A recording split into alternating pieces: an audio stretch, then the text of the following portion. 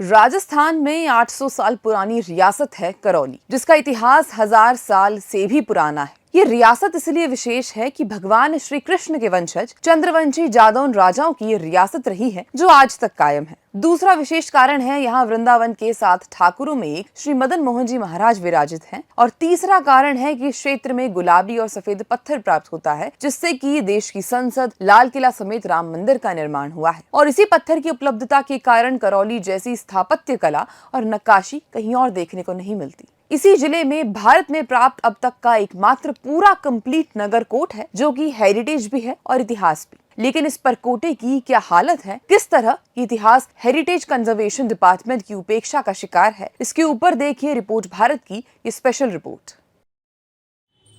ये करौली शहर का परकोटा है और ये एक पुल है जो अन्य गाँव की तरफ जाता है।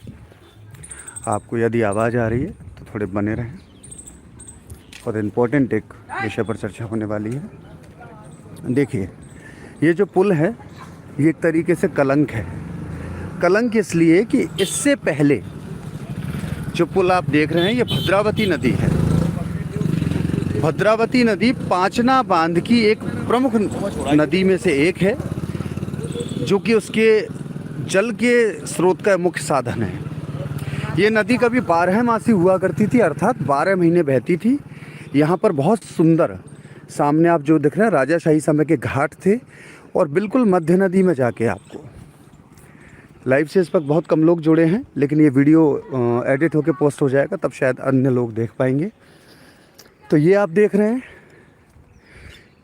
ये इधर की तरफ मदन मोहन जी का मंदिर है, परकोटा है, अन्य प्राचीन स्थान है जो हर एक स्थान 800-900 साल पुराना है, कुछ 1000 साल से भी पुराने स्थान हैं।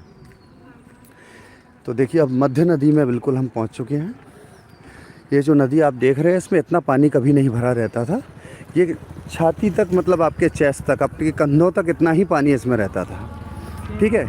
फिर ये जो पुल आप देख रहे हैं ये आज से 10 साल 20 साल पहले बनाया गया और इस पुल पे इससे पहले इसको पैदल चल के ही नदी को पार किया जाता था।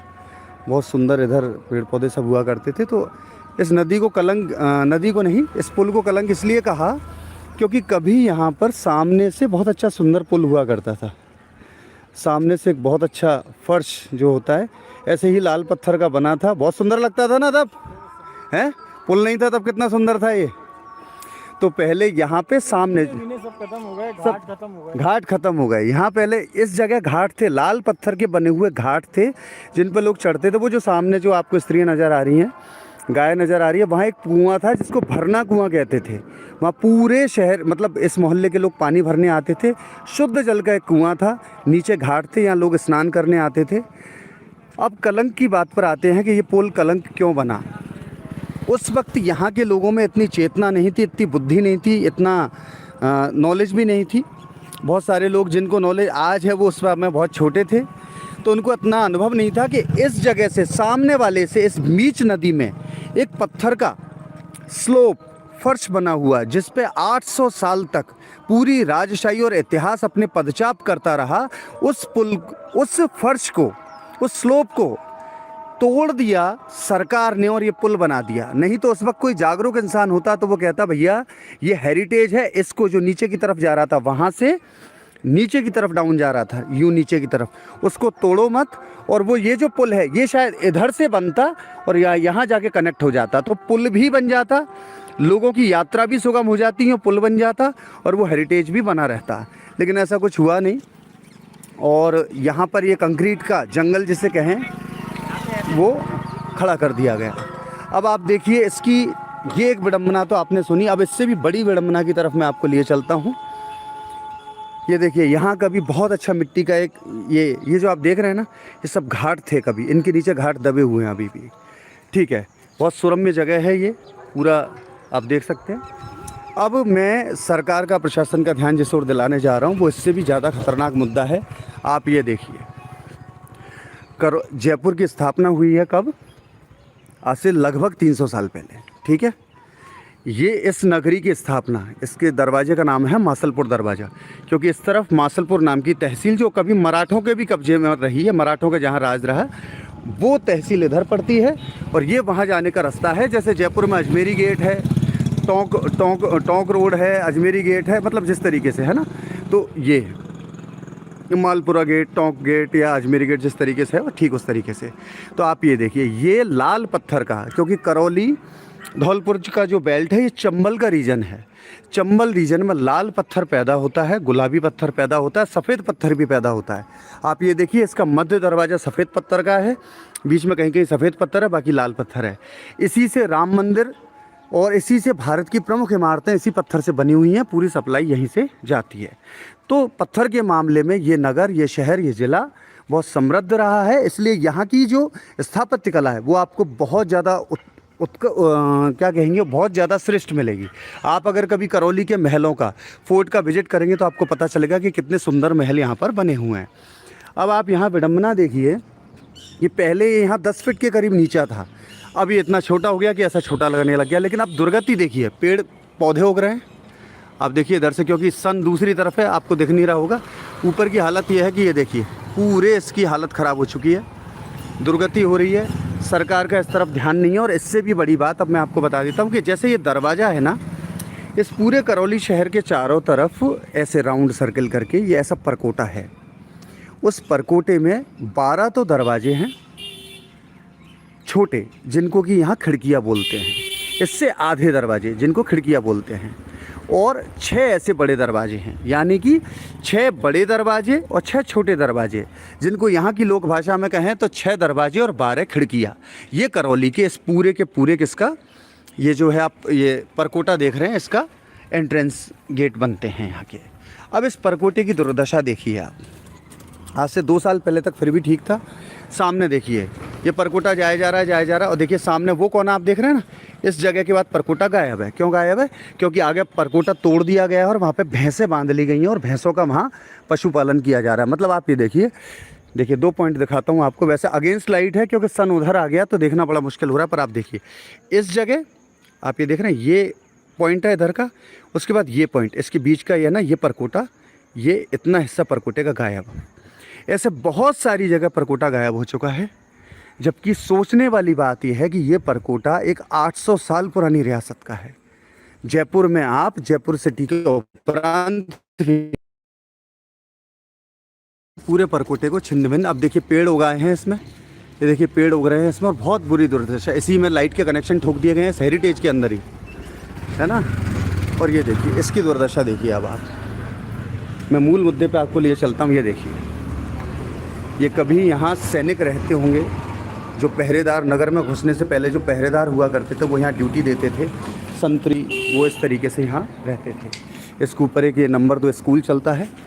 यहाँ कभी ये बहुत समृद्ध स्कूल हुआ करता था। अब आप इसकी दुर्दशा देखिए, ये पूरा छिन्न-भिन्न। देखिए परकोटे की व्यवस्था इधर से नज़र आएगी आपको, ऐसा परकोटा। और बहुत ही अच्छी बात यह है कि करौली का पूरा परकोटा, करौली नगर का जो पूरा परकोटा है वो ऐसे ही बना हुआ है। ये गोल गुंबदें हैं जहाँ पे ये रहने की जगह हैं। हर दरवाजे के ऊपर, हर छोटी खिड़कियाँ के ऊपर रहने की जगह होती हैं। अब आप अगर करौली का भ्रमण करना चाहें तो देखिए, ये देख रहे हैं, ये करौली के उपलब्ध पत्थर से बनी हुई बहुत ही विशेष वो है कि पूरे लगभग 5 से 10 किलोमीटर के रेडियस में ये 10-12 किलोमीटर का या 8-7 किलोमीटर का ये परकोटा है। और आप ये देखिए पूरे पे ये बना हुआ, और आप इसमें पैदल वॉक कर सकते हैं। कहीं आप सीढ़ियाँ चढ़ेंगे, कहीं उतरेंगे, कहीं चढ़ेंगे, कहीं उतरेंगे। अब आप देखिए यहाँ से परकोटा ही गायब हो गया। सीढ़ियाँ चढ़ने के बाद परकोटा गायब, आगे का परकोटे का पता ही नहीं आगे कहाँ है। आगे थोड़ी देर बाद कनेक्ट होता है। तो मतलब आप अगर इस शहर में शुरू करेंगे तो यहाँ से चलते हुए पूरे शहर को पूरा कवर कर सकते हैं। मतलब ये पूरा जॉइंट परकोटा है। यहाँ से चल के शहर के पूरे परकोटे के पूरे शहर का आप चक्कर लगा सकते हैं। ठीक है। अब इतनी प्राचीन, महत्वपूर्ण, ऐतिहासिक संरचना का हाल क्या है ये देखिए। यहाँ से आपको दिख रहा है ऊपर पेड़ उगाए हैं, किसी का ध्यान नहीं है, दुर्दशा हो रही है। कोई हेरिटेज कलेक्शन, संरक्षण, किसी भी प्रकार की कोई चीज़ नहीं है। देखिए ये इधर से आ रहा है, और देखिए ये इधर गया, और देखिए सामने भी वही है। आप इसके, अभी ये किसी का कोई कार्यक्रम है ना, क्या कार्यक्रम होगा ये आप अंदाज़ा लगा सकते हैं कि किसका कार्यक्रम होगा इन जगहों पर। ठीक है। अब आप देखिए ये गया, और ये देखिए परकोटा, ये देखिए ये प्लेग्राउंड है। तो परकोटे पे आप आराम से पूरे शहर का चक्कर लगा सकते हैं। पहले पूरे शहर पे चक्कर लग जाता था इसी पे से, हैं? पहले पैदल पैदल आप चल के जाओ और पूरे शहर पे ऐसे ही पहुंच सकते थे पूरा। अब बहुत जगह से टूट गया है। हाँ, तो इनका यही कहना है कि जगह जगह से टूट चुका है। नहीं तो देखिए, आप इसमें एक विशेष बात और जानिए कि केवल इसी पर नहीं चल सकते कि केवल इस पे चल के ही आप पूरे शहर पे जा सकते हो। ये ऊपर जो संरचना है ना, ये जगजैग, आप ऊपर भी चल के पूरे शहर पे जा सकते थे। पूरे शहर पे ऊपर चलो, यहाँ पे चलो या नीचे चलो, आप पूरे शहर का चक्कर लगा सकते थे। लेकिन अब इस परकोटे की स्थिति ये है, ये देखिए, आपको दिखाते हैं प्रशासन कितना सोया हुआ हो सकता है, सरकारें कितनी निद्रा में लीन हो सकती हैं। इस देश में 787 ज़िले हैं। अगर आज़ादी की बात करें तो उस वक्त लगभग 545 के करीब या 575 के करीब रियासतें थी। तो अपन ऐसा मान के चलें कि एक ज़िले में, एक डिस्ट्रिक्ट में लगभग 3 महल, किले या रियासत तो होती ही हैं एक ज़िले में, ठीक है? अपन ऐसा एवरेज मान लें, है ना? क्योंकि हर रियासत आज की तारीख में 787 ज़िले हैं, तो हर ज़िले में 2-3 ठिकाने और एक मुख्य रियासत होती ही है। तो लगभग कितने हो गए? 7 या 21, लगभग 2100 महल, दुर्ग, किले या ऐसी ऐतिहासिक इमारतें इस देश में उपलब्ध हैं। लेकिन पुरातत्व विभाग, ASI या जो भी हमारी हेरिटेज को संरक्षण करने वाली संस्थाएं, वो क्या कर रही हैं उसका नज़ारा देखिए आप। इस देश में ये 800 साल पुराना परकोटा, ये देखिए, ये आई ये संरचना और ये यहाँ से ये ढह गई, गिर गई, ये पूरा ये पड़ा है। कहने के तो आज तक किसी ने इसकी तरफ देखा नहीं है। पूरा परकोटा आपको ध्वस्त दिख रहा है। ये इस परकोटे का हाल है। अब आप अंदाज़ा लगाइए, कल को मान लो इसको कोई ठीक भी कर दे तो इस पत्थर की वैल्यू क्या समझते हैं आप? ये जो पत्थर गिरा पड़ा है ना, ये 800 साल पुराना पत्थर है। ये पूरा जो पत्थर सामने से गिरा है, ये 800 साल इसकी उम्र है जो गिरा है। आप नया बदल दोगे लेकिन 800 साल पुराना कहाँ से लाओगे? बेहतर तो तब होता कि आप इसकी समय समय पे ऐसी रिपेयरिंग करते रहते कि ये पत्थर कभी यहाँ से गिरता ही नहीं, और इस प्राचीर को, इस नगरकोट को आप इतना सुदृढ़, इतना संरक्षित रखते कि आने वाली पीढ़ियाँ कभी देख सकती कि ऐसा भी नगर प्राचीर, ऐसी भी सुदृढ़ व्यवस्था होती थी। ये देखिए, ये यहाँ से भी गिर गया। ये कब गिर जाएगा कोई पता ही नहीं। अब लोग कहेंगे अरे ये खतरा है लोगों का। अरे लोगों को खतरा सेकेंडरी बात है, हेरिटेज को खतरा है वो मुख्य बात नज़र नहीं आ रही है किसी को। आप ये देखिए कि केवल पूरा नगर की, पूरा परकोटा अक्षुण्ण अवस्था में या तो जैसलमेर में मिलता है, इसके अलावा कोई शहर ऐसा नहीं है जिसके पास ऐसा पूरा नगरकोट हो। करौली डिस्ट्रिक्ट है ये, राजस्थान का करौली। यहाँ पर ये अक्षुण्ण अवस्था का, ये अपने अंतिम सांसें गिन रहा है। अगर अभी भी इसको बचाया गया तो ये बच जाएगा, लेकिन बच कैसे जाएगा? अभी भी इसको बचाया गया तो ये नगरकोट जो है, जो प्राचीर है, जो पूरे नगर का जो कोट जिसे बोलते हैं नगरकोट, ये बच जाएगा। लेकिन अगर इसके बाद देर की गई तो ये इतिहास, 800 साल पुराना इतिहास आंखों के सामने ध्वस्त हो जाएगा। देखिए कितना अच्छा निर्माण है। अब इस निर्माण को आप कैसे करोगे दोबारा? आपकी औकात ही नहीं है करने की इस निर्माण को, क्योंकि ये पत्थर की जोड़ाई का काम है, और पत्थर की जोड़ाई का काम केवल इस चंबल इलाके के करौली बेल्ट के लोग ही जानते हैं, जो कि स्वयं लोग भी लुप्त हो चुके हैं। तो प्रशासन की, कलेक्टर की जिम्मेदारी तो ये बनती थी कि इसको जैसे ही क्षरण होने लगा, जैसे ही इस पर कोई दिक्कत होने लगी, इसको त्वरित कार्रवाई करके इसको संरक्षित किया जाता और इसकी रिपेयरिंग करते रहते समय समय पे, जैसे कि जयपुर के हेरिटेज की रिपेयरिंग होती है। लेकिन ऐसा नहीं किया गया। अब सवाल ये उठता है, नहीं किया गया तो अब इसको बचाओगे कैसे? अब या तो त्वरित कार्रवाई करके इसको बचाया जाए, नहीं तो ये बचेगा नहीं। और आप अपनी आंखों के सामने 800 साल पुराने एक इतिहास को, 800 साल पुराने एक हेरिटेज को ख़त्म होते देख लोगे।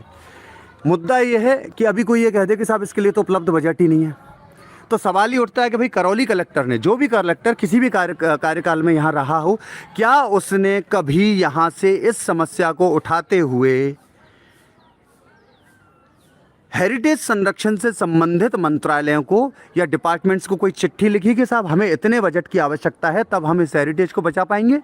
नहीं, कभी नहीं लिखी, क्योंकि किसी को मतलब ही नहीं है। जब चिट्ठी नहीं लिखी तो बजट कहाँ से आएगा? बजट है या नहीं, ये सवाल तो तब पैदा होगा जब पहले उससे ये बात प्रश्न आए कि भाई चिंता भी है या नहीं।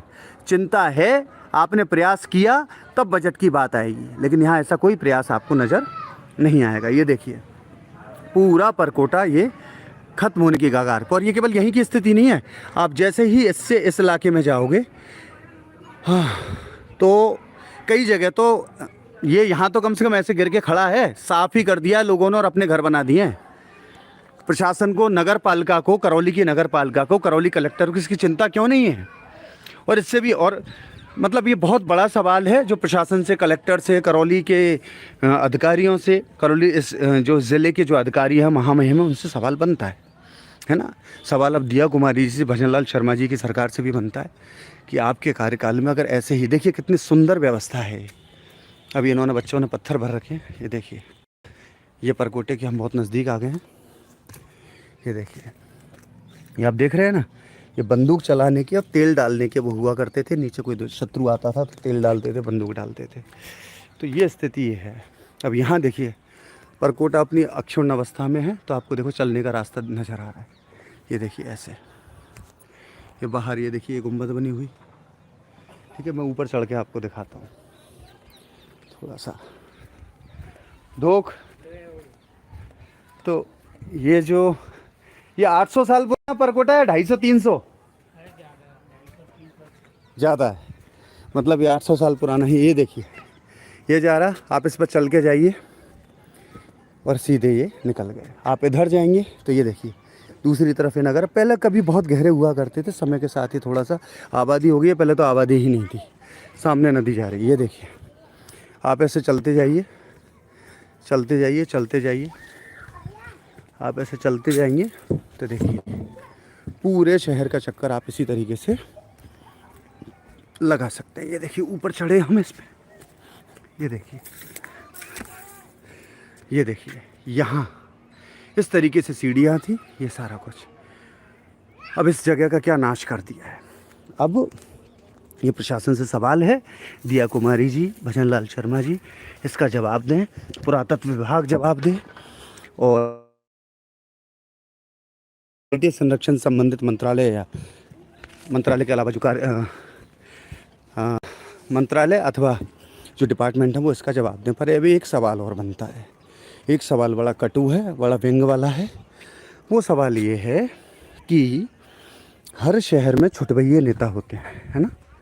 आपने देखा होगा उन छुटभइये नेताओं को, जो कहीं का भी कुछ भी कार्यक्रम हो, किसी भी नेता की रैली में, किसी भी नेता के घर पे कुछ मिठाई माला लेके पहुंच जाएंगे, उनके साथ फ़ोटो खिंचाएंगे, या कहीं किसी कार्यक्रम में जाएंगे और नेताओं के पिछवाड़े में से अपनी मुंडी, अपना सिर निकाल कर फ़ोटो खिंचा लेंगे, उसको पोस्ट करेंगे और फिर लिखेंगे आज क्षेत्र के विकास के ऊपर भाई साहब से, फलाने भाई साहब से, परम आदरणीय भाई साहब से चर्चा हुई। इस तरीके की फ़ोटो करते हैं ना।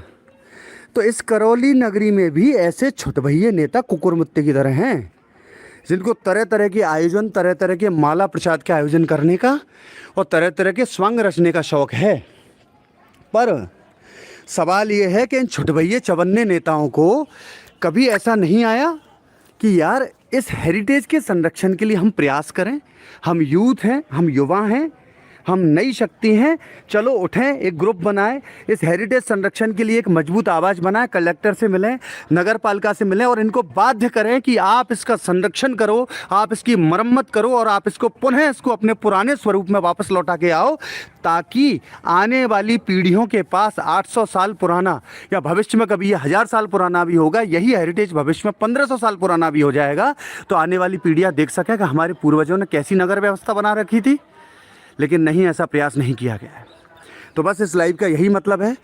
ये लाइव आपको वीडियो में होके भी मिल जाएगा, लेकिन आवश्यक ये है कि यहाँ के जो भी छुटभइये नेता हैं, या उनको माननीय कह लो, माननीय नेता हैं, भाई एक ग्रुप बनाओ, व्यवस्था बनाओ और इसको किसी भी तरीके से सरकार, प्रशासन, नगर पालिका पे जोर डाल के इसको पुनः इसके मूल स्वरूप जैसा ही निर्माण पुनः करवाएं और इसको सुरक्षित अक्षुण्ण रखने की व्यवस्था करें, क्योंकि ये वो थाती है जो आने वाली पीढ़ियों को याद आएगी। क्योंकि करौली के अलावा ऐसी नगर व्यवस्था आपको बहुत कम जगह देखने को मिलेगी।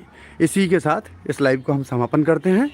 आप रिपोर्ट भारत के साथ बने रहिए। अगर इस पर कार्रवाई नहीं हुई तो इस मुद्दे को लेकर हम और आगे निकलेंगे और किसी ना किसी तरीके से करौली कलेक्टर दिया कुमारी जी या भजन लाल जी के समक्ष इस विषय को प्रस्तुत करेंगे और बाध्य करेंगे कि किसी भी तरीके से इस पर एक्शन हो और इस संरचना को पुनः इसके मूल स्वरूप में वापस लौटाया जाए। तो ये लाइव आज का संपन्न होता है। आपके इसमें क्या कमेंट हैं, क्या जानकारियां हैं, वो आप बताइएगा। हम आपके इस मुद्दे को अब लगातार छेड़े रहेंगे जब तक कि ये सुदृढ़ जो नगर कोर्ट है वापस इसका मरम्मत होके, वापस इसकी रिपेयरिंग होके ये अपने मूल स्वरूप में वापस नहीं हो पाए। रिपोर्ट भारत पर बने रहिए। ऐसे ही मुद्दे आपके सामने और आते रहेंगे। जय हिंद, जय भारत।